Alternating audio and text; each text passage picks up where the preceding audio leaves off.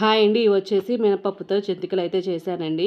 ఒక కుక్కర్లో వచ్చేసి ఒక గిద్ద అయితే పోసుకొని ఒక 3 గంటలు అయితే నానపెట్టుకోవాలండి. నానపెట్టుకొని ఒక 2 విజిల్స్ వచ్చిన తర్వాత ఇట్లా అయితే రెడీ అవుతుందండి మెత్తగా.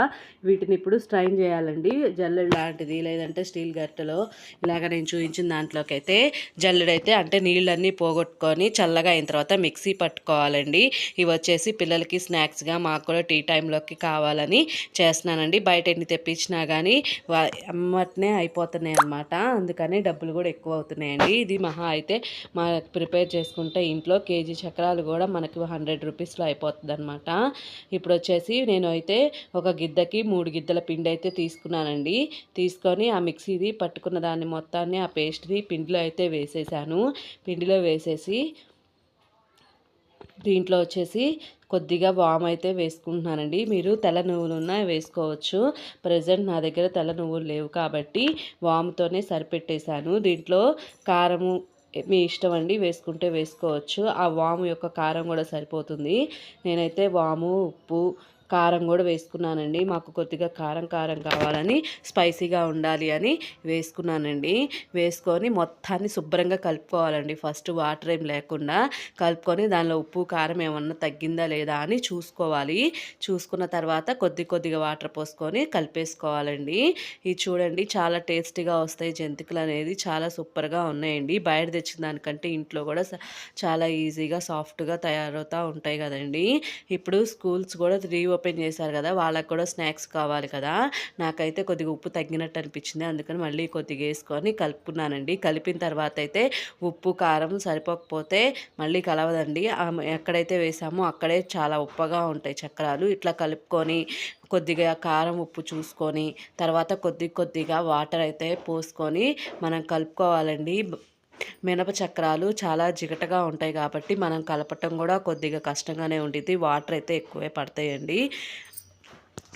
తర్వాత ఇది మొత్తం కలిపేసుకున్న తర్వాత దీంట్లోకి వేడివేడి ఆయిల్ అనేది కొద్దిగా వేయాలండి. మొత్తం కలిపిన తర్వాత నేను చూపించినట్టు ఒక వేడివేడి ఆయిల్ అయితే బాగా మరగపెట్టిన ఆయిల్ అయితే పోసుకోవాలి. అలా పోసుకోవటం వల్ల పైన లేయర్ అనేది ఎండిపోకుండా సాఫ్ట్గా మళ్ళీ చక్రం అనేది బాగా బొరుగుగా వస్తుందండి. ఇప్పుడు మొత్తం కలిపేసుకొని ఇప్పుడు అది ఎండిపోకుండా ఒక చుక్క వాటర్ అయితే చల్లుకోవాలండి.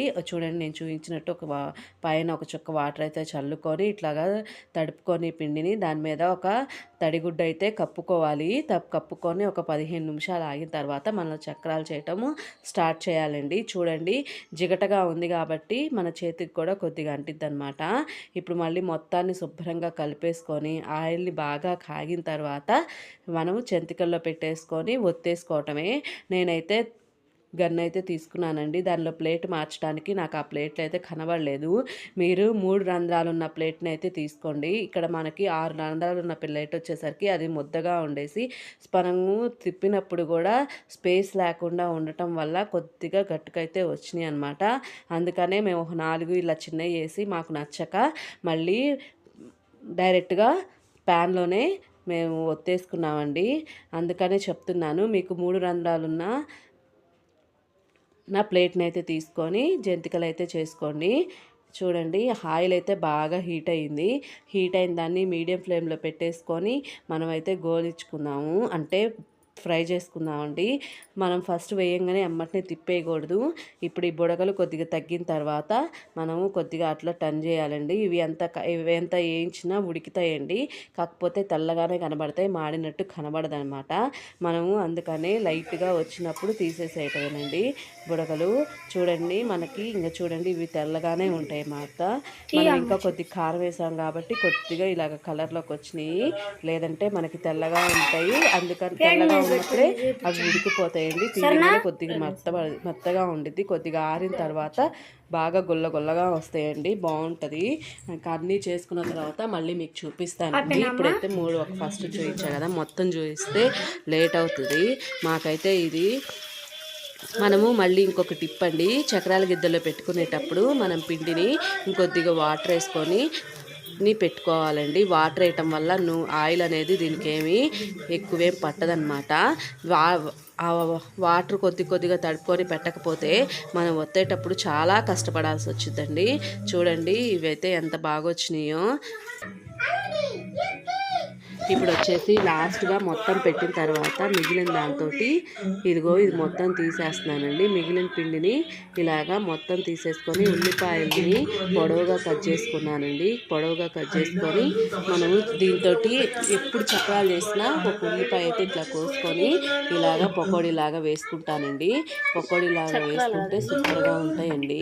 అచ్చం కూడా బియ్యం పిండి కేజీ బియ్యానికి ఒక అరచోడు పిండి వేయించుకొని పొడి వేయించుకొని పెట్టుకుంటారండి. ఎందుకంటే గ్యాస్ ట్రబుల్ ఉన్న వాళ్ళు ఎప్పుడైనా పకోడీ తినాలి అంటే ఇలాగ చేసుకొని తినేస్తే బాగుంటుంది అనమాట. ఈసారి మీకు అది కూడా ఎలా చేసుకుంటారనేది మీకు చూపిస్తానండి.